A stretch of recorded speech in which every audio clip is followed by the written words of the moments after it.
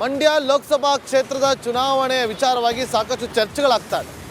ಈ ಬಾರಿಯ ಲೋಕಸಭಾ ಚುನಾವಣೆಯ 28 ಲೋಕಸಭಾ ಕ್ಷೇತ್ರಗಳೇನಿದೆ ನಮ್ಮ ರಾಜ್ಯದಲ್ಲಿ, ಅದರಲ್ಲಿ ಮಂಡ್ಯ ಲೋಕಸಭಾ ಕ್ಷೇತ್ರ ಹೈ ವೋಲ್ಟೇಜ್ ಆಗೋದ್ರಲ್ಲಿ ಯಾವುದೇ ಅನುಮಾನವಿಲ್ಲ. ಒಂದು ಕಡೆ ಹಾಲಿ ಸಂಸದೆ ಸುಮಲತಾ ಅವರು ನನಗೆ ಟಿಕೆಟ್ ಬೇಕು, ಬಿಜೆಪಿಗೆ ಟಿಕೆಟ್ ಕೊಡಬೇಕು ಅಂತೇಳಿ ಬಿಜೆಪಿಯನ್ನೇ ಸ್ಪರ್ಧೆ ಮಾಡಬೇಕು ಅಂತೇಳಿ ಪಟ್ಟು ಹಿಡಿದಿದ್ರೆ, ಮತ್ತೊಂದು ಕಡೆ JDS ಪಾಳದಲ್ಲಿ JDSಗೆ ಬಿಟ್ಕೊಡ್ತಾರ ಅನ್ನುವ ಚರ್ಚೆಗಳು ಕೂಡ ಶುರುವಾಗ್ತಾ ಇದೆ. ಹಾಗಾಗಿ ಬಹಳ ಕುತೂಹಲ ಇರುವಂಥದ್ದು.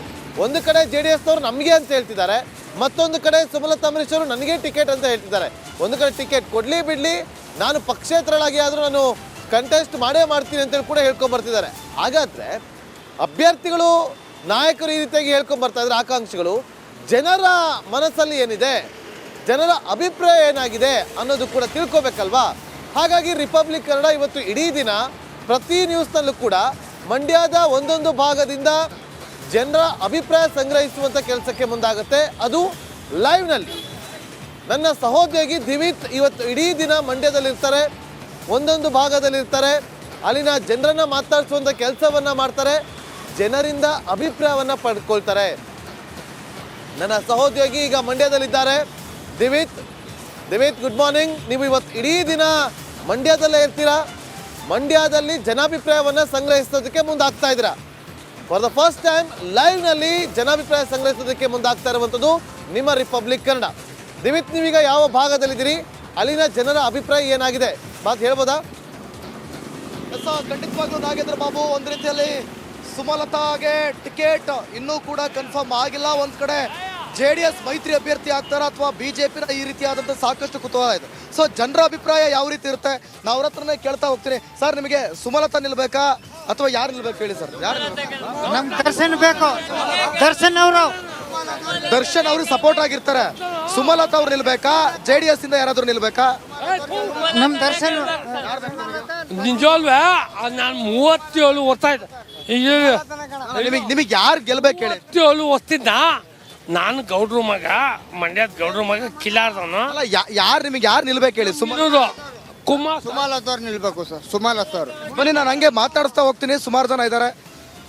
ಎಸ್ ಸರ್, ಇವಾಗ ಮಂಡ್ಯದಲ್ಲಿ ಸುಮಲತಾ ಅವ್ರು ನಿಲ್ಬೇಕಾ, JDS ಇಂದ ಯಾರಾದ್ರೂ ಮೈತ್ರಿ ಅಭ್ಯರ್ಥಿ ನಿಲ್ಬೇಕಾ? ಹೆಂಗ್ ಏನಾಗ್ಬೇಕು ಸರ್? ಯಾರು ನಿಂತ್ಕಲೆ ಒಳ್ಳೆಯವ್ರಿಗೆ ಓಟ್ ಹಾಕೋದು. ಈಗ ಸುಮಲತಾ ಅವ್ರು ಬಂದಿದ್ದಾರೆ, ಇಲ್ಲಿಗೆ ಕ್ಷೇತ್ರಕ್ಕೆ ಬಂದಿದ್ದಾರಾ? ಏನಾರು ಅಭಿವೃದ್ಧಿ ಮಾಡಿದಾರಾ? ಏನಣ್ಣ, ಏನು ಮಾಡಿಲ್ಲ ಅವರು. ಹೋದ್ಸಲಿ ಬಂದಾಗ ಈ ಸಲ ಬಂದರೆ ಏನನ್ನ ಮಾಡ್ಬೇಕವರು, ಮಂಡ್ಯಕ್ಕೆ ಬೇಕವರು. ಅಮರ್ನಾಥ್ ಸುಮಲತಾ ಅನ್ನೋರು ನಮ್ಮ ಮಂಡ್ಯದವ್ರಿಗೆ ಬೇಕೇ ಬೇಕು. ಅವರು ಒಳ್ಳೆ ಅಭಿವೃದ್ಧಿಗಳು, ಬಡವ್ರ ಬಗ್ರು ಬೇಜಾನವ್ರೆ. ನಾವು ದೊಡ್ಡಸಿಂಕೆರೆಯಿಂದನೇ ಮಾತಾಡ್ತಾ ಇರೋದು. ನಾವು ದೊಡ್ಡಸಿಂಕೆರೆ ಈಗ JDS ಅಭ್ಯರ್ಥಿಯಿಂದನೂ ಕೂಡ ಇದ್ದಾರೆ, ಜೊತೆಗೆ ಈ ಕಡೆ ಸುಮಲತಾ ಅವರು ಕೂಡ ಬಿಜೆಪಿ ಸಪೋರ್ಟ್ ಮಾಡ್ತಿದ್ದಾರೆ. ಈಗ ನಿಮಗೆ JDS ಅಭ್ಯರ್ಥಿ ನಿಲ್ಬೇಕಾ, ಸುಮಲತಾ ನಿಲ್ಬೇಕಾ? ಇನ್ನು ಟಿಕೆಟ್ ಕನ್ಫರ್ಮ್ ಆಗಿಲ್ಲ ಅಣ್ಣ. ಲೆಕ್ಕಕ್ಕೆ ನೋಡಿದ್ರೆ ಸುಮಲತಾ ಬೇಕೇ ಬೇಕು. ಅಲ್ಲ, ಕೆಲಸ ಮಾಡಿಲ್ಲ ಅಂತೀರಾ, ಮತ್ತೆ ಸುಮಲತಾ ಬೇಕು ಅಂತಿದ್ರು? ಬೇಕು. ಇನ್ಮೇಲೆ ಅವ್ರು ತಿತ್ಕೊಂಡು ಕೆಲಸ ಮಾಡಬೇಕು. Okay okay okay yes sir, ನಾನು ಮತ್ತಷ್ಟು ಕೆಲವ್ರನ್ನ ಮಾತಾಡಿಸ್ತಾ ಹೋಗ್ತೀನಿ. ಇಲ್ಲಿ ಅಂಗಡಿ ಮಾಲೀಕರು ಅವರೆಲ್ಲ ಇದ್ದಾರೆ. ಸರ್, ಮಂಡ್ಯದಲ್ಲೇ ಇರ್ತೀರಾ, ಈಗ ಸುಮಲತಾ ನಿಲ್ಬೇಕಾ ಅಥವಾ JDS ಇಂದ ನಿಲ್ಬೇಕಾ? ನಿಮಗೆ ಯಾರು ಗೆಲ್ಲಬೇಕು ನಿಂತ್ರು? ಏನು ಬಯಸ್ತೀರಾ ಮಂಡ್ಯದಲ್ಲಿ ಇತ್ಕೊಂಡು? ನಾನೇನು ಬಯಸ್ತಾ ಇಲ್ಲ, ನಾನಿರೋದು ಬೆಂಗಳೂರಲ್ಲಿ, ಈಗ ಮಂಡ್ಯಕ್ಕೆ ಬಂದಿದ್ದೀನಿ. ಓಕೆ ಎಸ್ ಸರ್, ಬನ್ನಿ. ಸರ್, ನೀವು ಮಂಡ್ಯದವರಾಗಿದ್ದೀರಲ್ಲ ಸರ್? ಮಂಡ್ಯದವರಲ್ವಾ ನೀವು? ಮಂಡ್ಯದವರಲ್ವಾ? ಇಲ್ಲಿಯವರಲ್ವಾ? ಹಾಂ, ಓಕೆ ಎಸ್ ಸರ್. ಸಾಕಷ್ಟು ನಾಗೇಂದ್ರ ಬಾಬು ಗಮನಿಸ್ಬೋದು. ಇನ್ನೂ ಕೂಡ ಆದಷ್ಟು ಜನರನ್ನ ಮಾತನಾಡಿಸುವಂಥ ಪ್ರಯತ್ನ ಮಂಡ್ಯದಲ್ಲೇ ಎತ್ಕೊಂಡು ಹಳ್ಳಿಗಳಲ್ಲಿ ಗಲ್ಲಿಗಳಲ್ಲಿ ಅವ್ರನ್ನ ಮಾತನಾಡಿಸುವಂಥ ಪ್ರಯತ್ನವನ್ನು ಮಾಡ್ತೀವಿ. ಓಕೆ ದಿವೇತ್, ಥ್ಯಾಂಕ್ ಯು ಸೋ ಮಚ್. ಅಲ್ಲಿಂದ ಜನಾಭಿಪ್ರಾಯ ಈ ಕ್ಷಣಕ್ಕೆ ಏನಿದೆ ಅನ್ನೋದನ್ನು ನೀವು ಲೈವಲ್ಲಿ ತೋರಿಸಿದ್ರಿ. ಮತ್ತೆ ನಿಮಗೆ ಮುಂದಿನ ಹಂತದಲ್ಲಿ ಮತ್ತೆ ನಿಮ್ಮನ್ನು ಸಂಪರ್ಕ ಮಾಡ್ತೀವಿ. ನೀವು ಬೇರೆ ಜಾಗಕ್ಕೆ ಹೋಗಿ ಅಲ್ಲಿನ ಜನರ ಅಭಿಪ್ರಾಯವನ್ನು ನಮಗೆ ತಿಳಿಸುವಂಥ ಪ್ರಯತ್ನವನ್ನು ಮಾಡಿ. Thank you so much.